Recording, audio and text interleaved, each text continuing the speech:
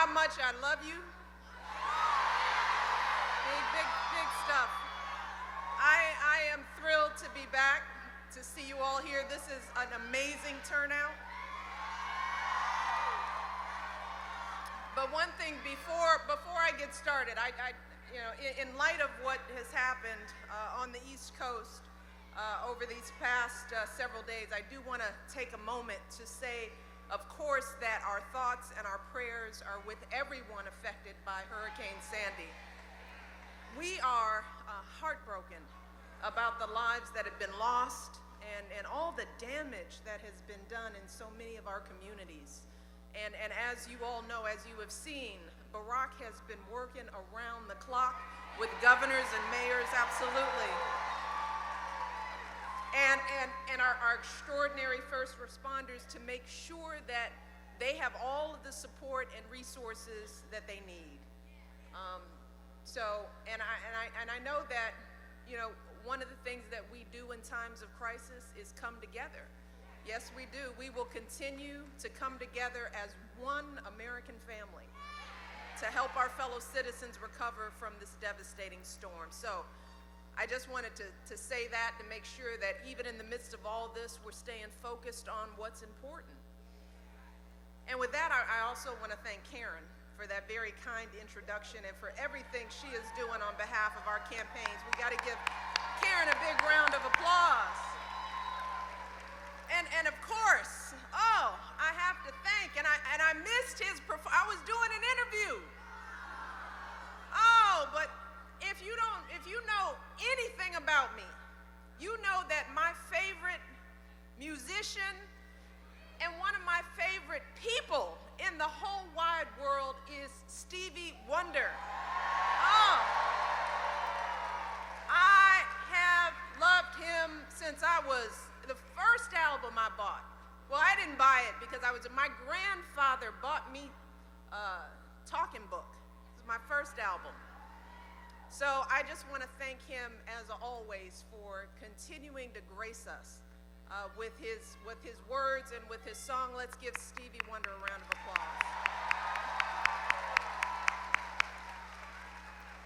But most of all, I want to continue to thank all of you. Thank you. Thank you for just being right there. Thank you for being here today. Thank you for everything that you've done for us, not just throughout this campaign, but for over the last 4 years. And I know you all are fired up and ready to go. I know it. I know it. And let me tell you, sometimes when I get off the road, went home, I got to see Malia and Sasha, check homework, all that stuff. I got up this morning, I was a little tired, but let me tell you, right now, I am fired up and ready to go. Because in just 5 days, 5 days, we have the opportunity to re-elect such a decent, honest man. Honest man. A man whose courage and integrity we have seen every day for the last 4 years. The man I have known and loved for 23 years, my husband, our President Barack Obama.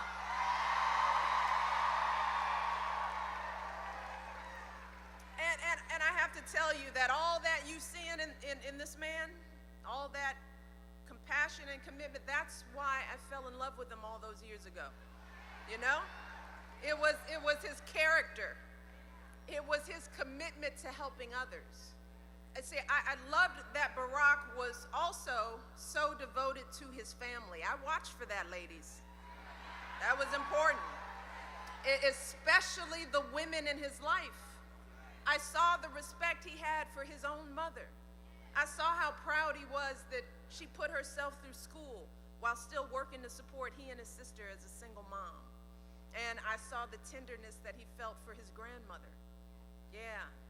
How grateful he was that long after she should have retired, she was still waking up every morning, catching that bus to her job at the bank.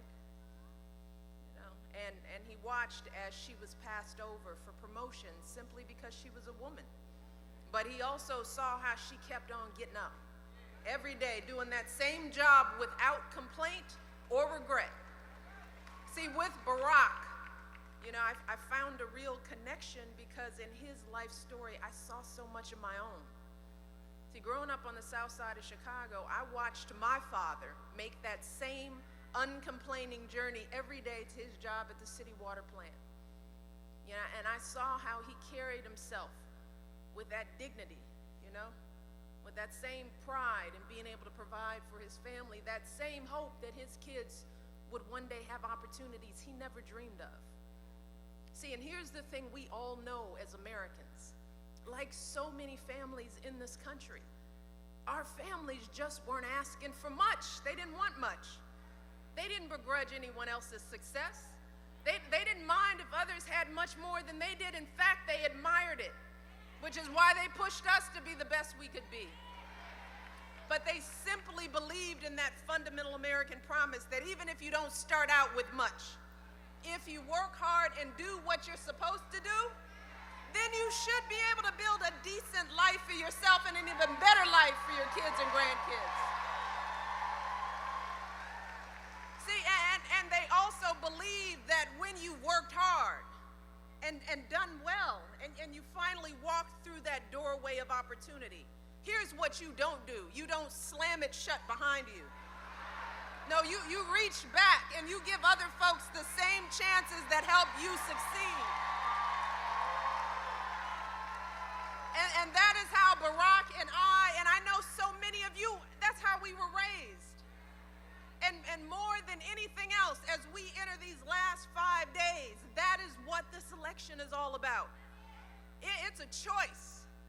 It's a choice about our values, our hopes, and our aspirations. It's a choice about the America that we want to hand over to our kids and our grandkids. So let's talk a little bit about that America. See, we believe in that America, every child has access to good schools, that inspire them and prepare them for jobs of the future. Every child. We believe in an America where no one goes broke or loses their home because someone gets sick or loses a job. We believe in an America where we all understand that none of us gets where we are on our own,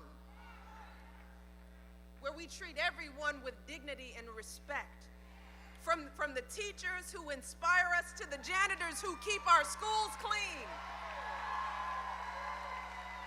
We believe that the truth matters, and you don't take shortcuts and game the system. And finally, we believe in keeping our priorities straight. See, because we know good and well that cutting Sesame Street is no way to balance our budget. We know better than that. Instead, we need to cut wasteful spending, but also make smart investments in things like education and infrastructure for an economy that's built to last. We know that. And that's what my husband stands for.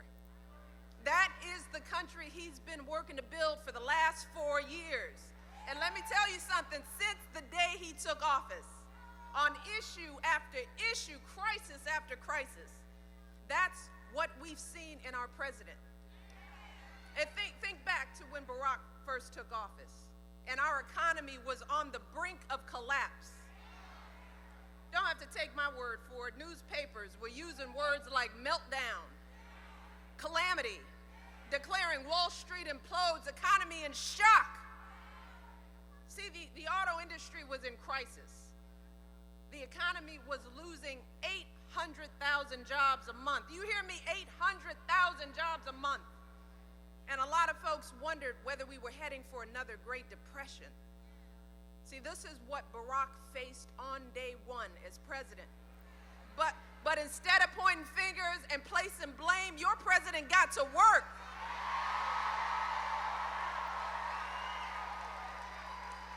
See, because he was thinking about folks like my dad, folks like his grandmother. See, and that's why he cut taxes for small businesses and working families, because he believes that here in America, teachers and firefighters should not pay higher tax rates than millionaires and billionaires. Not in America. That's not right, and we know it. And that's also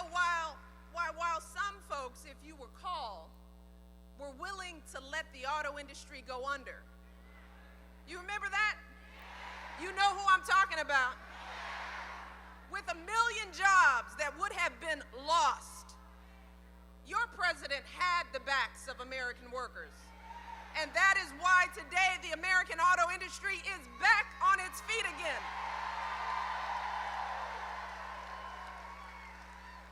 And yes, while we still have a way to go to completely rebuild our economy, there are more and more signs every day that we are headed in the right direction. Exports have grown by 45%. Manufacturers have added 500,000 jobs. We've had 31 straight months of private sector job growth. The majority of the president's term, 5.2 million new jobs right here in the United States of America. Now, when it comes to giving young people the education they deserve, see, Barack knows, like me and like so many of you, we never could have afforded college without financial aid. Never. I tell young people, I would not be here if it weren't for financial aid. My parents didn't have money to pay for my college. So when it comes to student debt, see, Barack and I, we've been there. This is not a hypothetical situation for us. And that is why Barack doubled funding for Pell Grants and fought hard to keep student interest rates low. See, because we have a president who understands how important it is to invest in every young person. Every young person. And finally, when it comes to understanding the lives of women, see, we know that my husband will always have our backs. Always, always. Because Barack knows from personal experience what it means for a family when women aren't treated fairly in the workplace. And that's why the very first bill he signed into law was the Lilly Let It Better Fair Pay Act to make sure women get equal pay for equal work. And let me tell you another thing. He will always, always fight to ensure that we as women can make our own decisions about our bodies and our health care. Yes, he will. And let's not forget that because of health reform, the health reform he passed, insurance companies can no longer charge women more than men for the same coverage. Also, because of this reform, this historic legislation, they won't be able to discriminate against us because we have pre-existing conditions like diabetes, like asthma. Our seniors on Medicare are paying hundreds less for their prescription drugs. And because of health reform, our young people can stay on their parents' insurance until they're 26 years old. See, and here's one that really gets me because a lot of people have been affected by this. If you get a life-threatening illness and you need expensive treatment, insurance companies can no longer tell you, sorry, you hit your lifetime limit and we're not paying a penny more. That is now illegal because of health reform. So, I could go on. But when you're out there over these next 5 days and you're talking to folks who are trying to decide who will keep America moving forward for 4 more years, because I know you're going to be out there talking, I want you to tell everyone tell them what Barack has done for our economy, our health care, our education. But here's what I also want you to tell them. Tell them how Barack ended the war in Iraq. Tell them how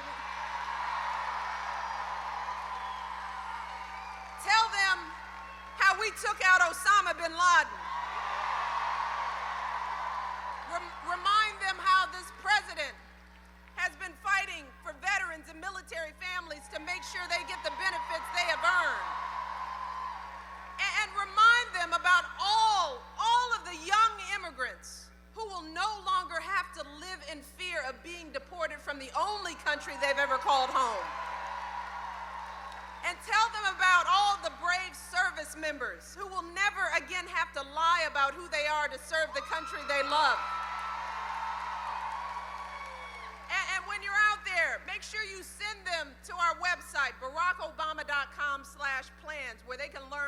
all of the concrete things Barack has laid out for the next 4 years. Things like creating jobs, reducing our deficit, and so much more. But here's what I really think is important. Not just as a wife, not as the First Lady, but as a mother, as a citizen, I want you to remind people that their president, Barack Obama, knows the American dream because he's lived it. And he is fighting every day so that every one of us in this country can have that same opportunity, no matter who we are or where we're from or what we look like or who we love. But I also want you to make sure that people are clear that while he is very proud of all that we've achieved together, see, because he knows he couldn't have done any of this without all of us working together. Remind them that my husband knows all too well that there is more work to do. He is nowhere near satisfied. He knows there are people still hurting. And as President Clinton said, it is going to take a lot longer than 4 years to rebuild an economy from the brink of collapse. But here's what I know for sure, what I have seen every day, that over the past 4 years together, slowly but surely, we have been pulling ourselves out of that hole that we started in. We have been moving forward and making real and meaningful change. So in these last days, we have got to ask ourselves, are we going to turn around and go back to the same policies that got us into this hole in the first place? Are we just going to sit back and watch everything that we worked for and fought for to just slip away? Or are we going to do our part, everything it takes to keep moving this country forward? What are we going to do? Forward. We got to keep moving forward.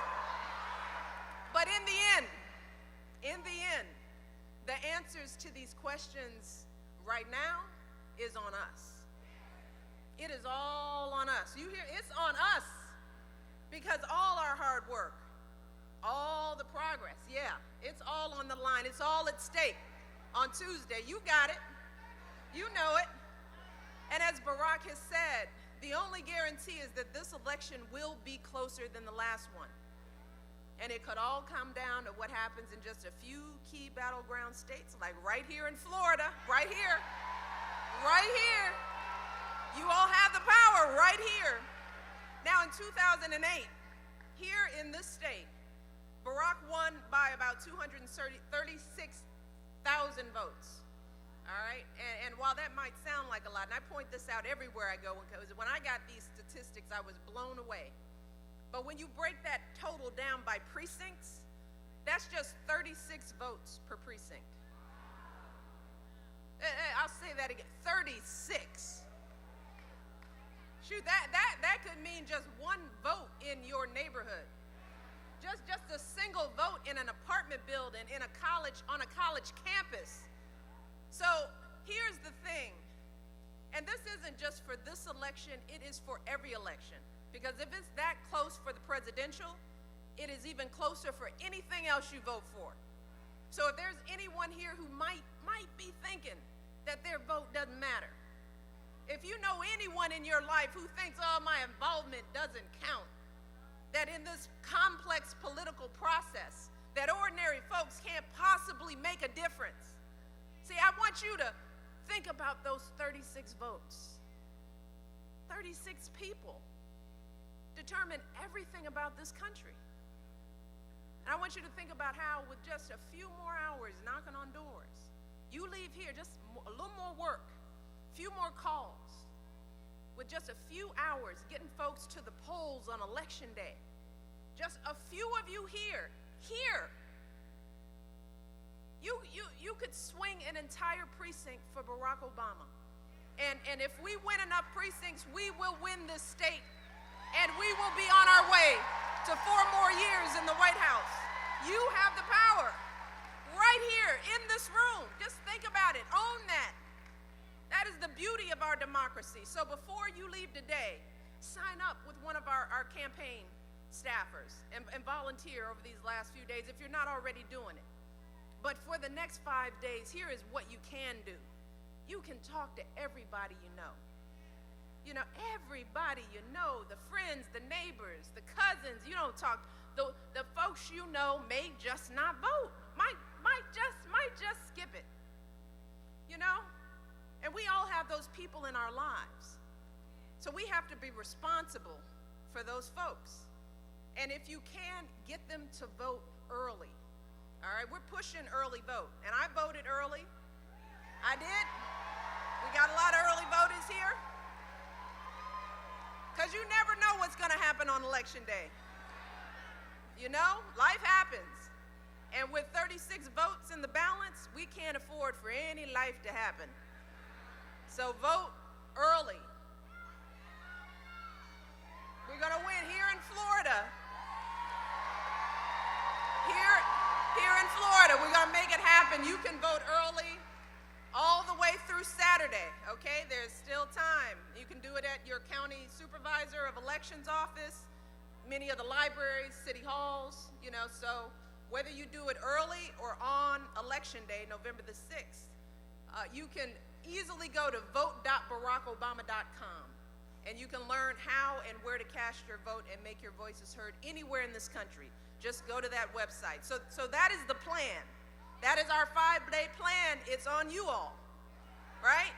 And if you've already voted early, spend election day helping to get people to the polls. That's what we're going to be doing. Now, we have got less than a week to go until election day. But make no mistake about it, what we do over these next 5 days will absolutely make the difference between us waking up the day after election day and asking ourselves, could we have done more? Or feeling the promise of 4 more years. So we have got to keep working and struggling and pushing. Don't get tired.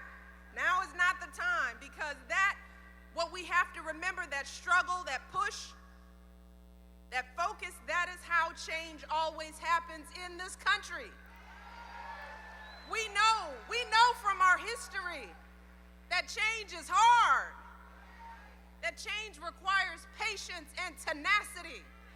But we also know that if we keep showing up, you know, if we keep fighting that good fight and doing in our hearts what we know is right, then eventually we get there. We always do. That is why we have every reason to be optimistic about what lies ahead for our future, because we know that here in America, we always move forward. We always make progress. We always do it. And in the end, that's what this is about. That's what elections are always about. Elections are always about hope. The hope that I saw on my father's face as I crossed the stage to get my college diploma. The diploma that he took out loans to help me get. It's that kind of hope. The hope that Barack's grandmother felt as she cast her ballot for the grandson she loved and raised. That's the hope I'm talking about. The hope of all those men and women in our lives who worked that extra shift for us, who saved and sacrificed and prayed so that we could be here. The hope that so many of us feel when we look into the eyes of our kids and grandkids. That's what's at stake. That's why we're here. We're here for our kids, because we want to give all of our children that solid foundation for their dreams. You know what I mean? We want to give all of our kids in this country, all of them, opportunities worthy of their promise. Because we know good and well, regardless of where we're from or what party we believe in, all of our kids are worthy. We want to give our kids that sense of limitless possibility, that belief that here in America, the greatest country on the planet, there is always something better out there if you're willing to work for it. So here's what I tell myself every day. We cannot turn back now. We will not turn back now, not now. We have come so far, but we have so much more work to do. So here's my last question. Are you ready for this? Are you fired up? Are you ready to go? 5 days, get to work. Talk to everybody you know. We are going to make this happen right here in Florida. Thank you, God. God bless.